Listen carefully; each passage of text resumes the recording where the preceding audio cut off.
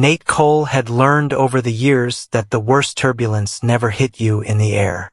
It was the kind that blindsided you before you even reached the boarding gate.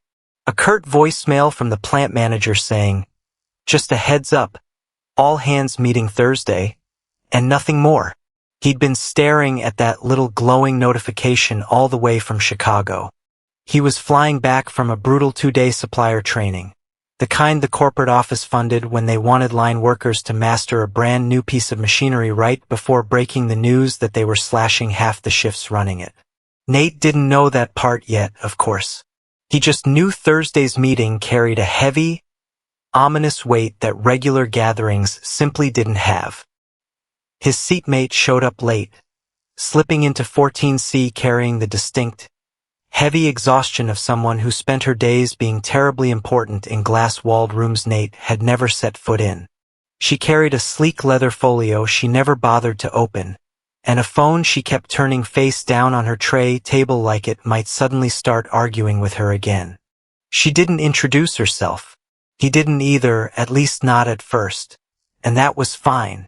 Some flights you struck up a conversation, and some you just sat in silence. Somewhere over Indiana, his phone buzzed softly against his thigh. It was his daughter, Sophie, calling right before bed just like she did every single night he was away on business. "Hey, Bug," he murmured, his voice instantly dropping into that soft, tender register he reserved strictly for her. "You brush your teeth?" He completely missed the way the woman sitting right beside him suddenly went utterly still, her phone forgotten in her lap, listening in. "Daddy, Mrs. Ferris said the spelling test is Friday, and I still don't know necessary," Sophie complained. 2 C's, 1 S. Just think of it like a shirt has 1 collar, but 2 sleeves. 1 S, 2 C's. Backwards, I know, but it always sticks. Sophie giggled on the other end, and something tight and painful in Nate's shoulders finally loosened just from the sound of it. "You're going to do amazing. I'll quiz you the second I land. Okay? I'm not going anywhere. I promise. Okay. Love you, Daddy. Love you more, Bug. Go right to sleep." He hung up, carefully tucked the phone away, and only then realized his seatmate was watching him. She wasn't staring rudely. She was just present in a way that felt entirely different from a stranger's usual polite disinterest. "Sorry," he said softly. "She's 8. She doesn't love when I fly red eyes." "Neither do I," Vivian replied. Then, after a beat, she added, "You're good at that." "At what?" "Making a promise sound like it's already true." He didn't have a clever comeback for that, so he just offered a quiet shrug. "It has to be true. That's pretty much the whole job." She looked at him a fraction of a second too long, as if he had accidentally said something far heavier than he intended.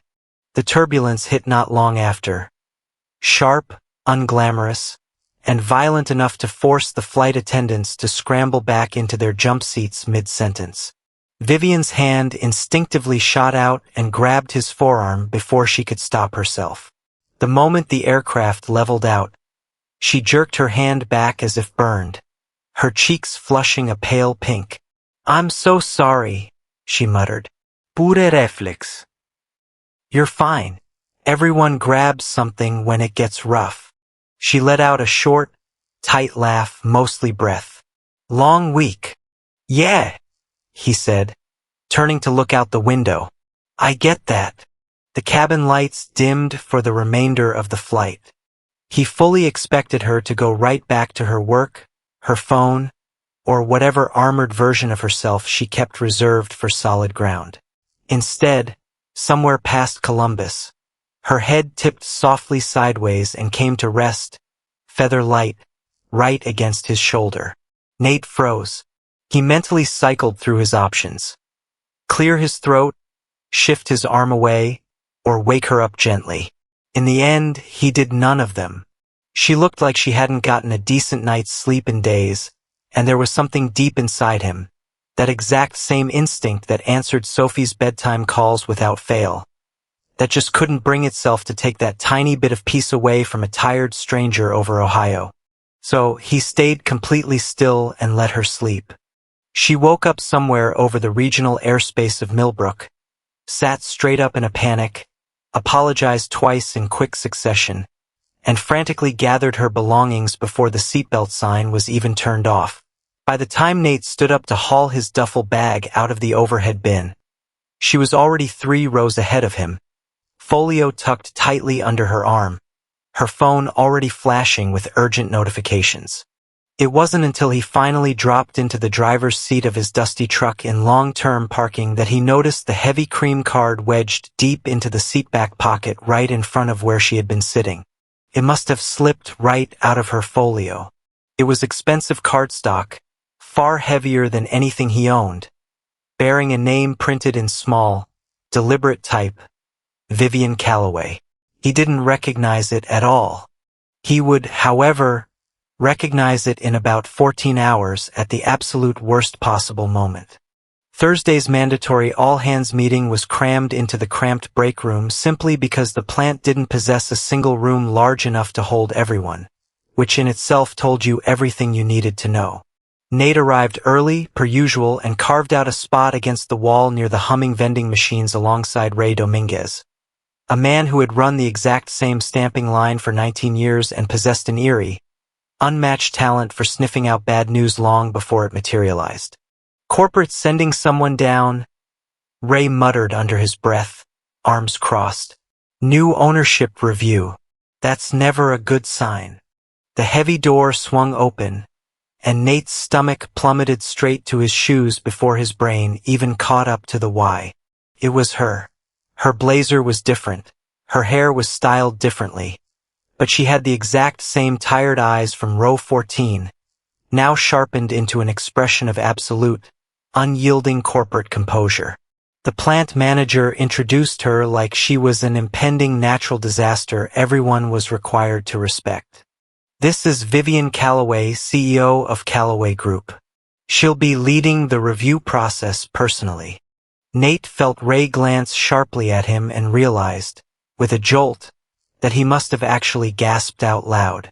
Vivian's gaze swept across the crowded room, locked onto his, and for precisely 1 second, something flickered across her face.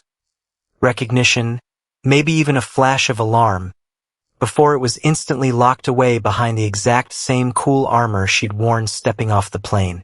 She didn't acknowledge him beyond that fleeting glance. He didn't either.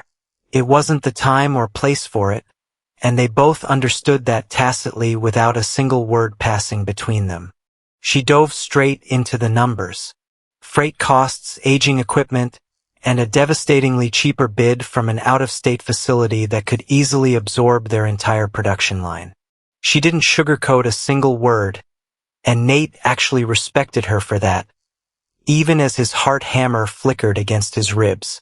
The plant's closure wasn't a finalized verdict yet, she explained carefully. It was simply on the table. A definitive choice would be handed down within the week. When she finally opened the floor to questions, they came fast, sharp, and laced with genuine terror. The kind of questions people ask when they're frantically doing mortgage math in their heads while desperately trying to keep their voices steady. Nate almost kept his hand down. Then, he thought of Sophie's spelling test and the solemn promise he'd made her about not going anywhere, and he shot his hand straight up anyway. You mentioned freight costs and equipment age, he said cleanly when she called on him. You didn't mention anything about the people who've kept this specific line running at 94% uptime for the last 6 years using machinery you're calling outdated. That might not show up on your spreadsheet, but it isn't nothing either. The entire room fell dead silent in that specific, suffocating way it does when someone finally voices the exact thought everyone else is too terrified to say out loud. Vivian held his gaze for a beat longer than protocol required. You're right, she said quietly at last. It's not on the spreadsheet, but it should be. I'll own that. It wasn't a promise of salvation, but it wasn't nothing either. Afterward, she intercepted him in the parking lot before he could manage to slip away. Her folio was clutched against her chest like a shield. "You didn't mention us on the plane," she said, watching him closely. "Didn't think it mattered what I said. And besides, I had no idea who you were. Would it have changed what you said in there?" "No," he said, and he meant it completely. "Though maybe I would have been a bit friendlier about it." That nearly dragged a genuine laugh out of her. "Nearly. I noticed my card was missing from my folio. Figured it must have slipped out somewhere during the flight." He pulled the heavy cardstock out of his jacket pocket and extended it toward her. "I was going to mail it back to you. Just didn't happen to have a mailing address for a billionaire lying around." She took it, her fingertips brushing against his palm for a fraction of a second longer than the simple handoff demanded. "For what it's worth, I wasn't actually asleep the whole flight." Nate frowned, surprised. "You looked pretty soundly asleep. I heard your phone call, Sophie, and the spelling test." She looked at him with an unblinking, steady gaze. "I've sat through 40 different due diligence reports this past month, all telling me precisely what this plant is worth on paper. That phone call was the very first thing that gave me a clue what it's actually worth." Nate didn't quite know how to respond to that. Behind them, the plant's massive outdoor security lights clicked on row by row as the night shift change began. Somewhere up above the tree line, the heavy storm clouds that had chased their flight all the way from Chicago finally caught up to Millbrook, distant thunder rolling low and heavy. "The board meets Monday," she said, stepping back toward her sleek sedan. "I have to walk into that room with a solid business case, not just a warm, fuzzy feeling. And right now, I'm still figuring out if I have one." "You will," he said, and his voice sounded far steadier than his nerves felt. She almost smiled. "You really are exceptionally good at making promises sound true.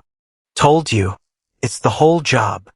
With that, she drove off into the gathering storm, leaving Nate standing alone in the gravel lot for a long, quiet moment, wondering just how much weight a stranger's plane ride promise could possibly pull against a boardroom packed to the brim with cold, unyielding spreadsheets. Vivian spent the entire weekend the exact same way she'd spent most weekends since taking the helm at Callaway Group, completely alone at her modern kitchen island, drowning in endless columns of data. Except this time, she kept aggressively shoving the financial spreadsheets aside and pulling up entirely different files. The plant's pristine safety record, the stellar uptime metrics, the average tenure of its workforce, 19 years for Ray Dominguez, 11 for a brilliant quality control specialist named Priya Anand, and 6 for Nate Cole, a line worker with a young daughter who needed 2 C's and 1 S carefully explained over the phone in a tone of voice most corporate executives never used on their own families, let alone absolute strangers. On Sunday afternoon, she drove out to Millbrook completely unannounced, bypassed the executive offices, and walked straight onto the noisy manufacturing floor alongside the plant manager. She asked sharp, practical questions that weren't printed on any standard due diligence checklist. What would it actually take to retool Line 3 so it could handle the sustainable fiber contract Callaway had been aggressively chasing for over a year?